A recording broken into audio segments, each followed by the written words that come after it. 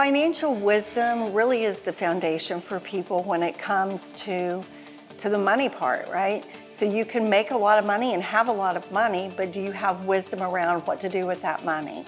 And that's why I called that deck of cards in the game Financial Wisdom. The foundation of the game is accumulating financial wisdom points, which in the game is more important from the beginning than accumulating a lot of money, because financial wisdom is the foundation from which you make your future financial decisions. So in the game, the financial wisdom points, we call them, they're FWPs, we call them FWIPs, and the person who wins the game actually is the person who collects the most FWIPs throughout the game.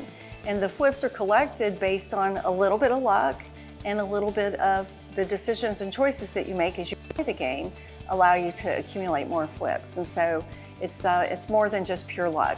It's not gambling.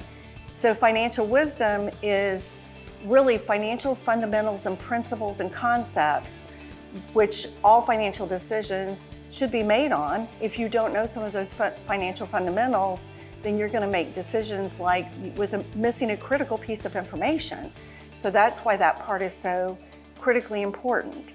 And when you have a good, strong financial wisdom foundation, then you get to make different choices around money. So a really good example of that is when Richard Branson played the game. And it was at a private event in Richmond, Virginia. And it was a group of young adults in their late teens and early to mid-20s that were invited to participate in this event. And one of the pieces of the event was for them to play the game. And yes, Richard Branson played Impact the Money Mastery game. And they played for just about 2.5 hours, I think it was. And it was so interesting to watch him play the game. And he actually did get the most financial wisdom points. He got 68 points and was technically the winner of the game. But gracious, as he is so down to earth and gracious, he acquiesced and he gave up his winning position to the person with the next most amount of points.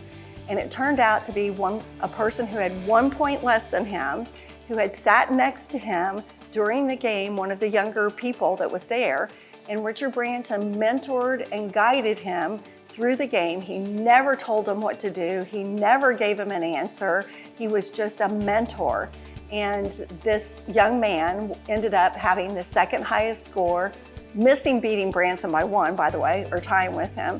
And he was just over the moon excited that he had done so well. And it was such an incredible experience because Richard Branson had the most financial wisdom points, but he also ended the game bankrupt. And the really super cool thing about that was he was so excited to have gone bankrupt in the game.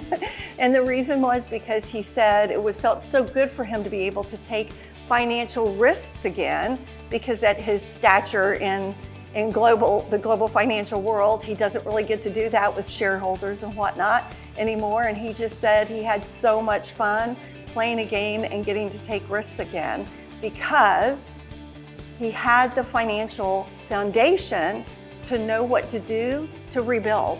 So he wasn't the least bit worried if we kept playing the game that he would have recouped financially and come back out on top in the financial side of the game because he had the financial wisdom to do so. At the time he played, he was the 247th richest person on planet Earth. And he was excited to go bankrupt in the game because he had financial wisdom to guide him.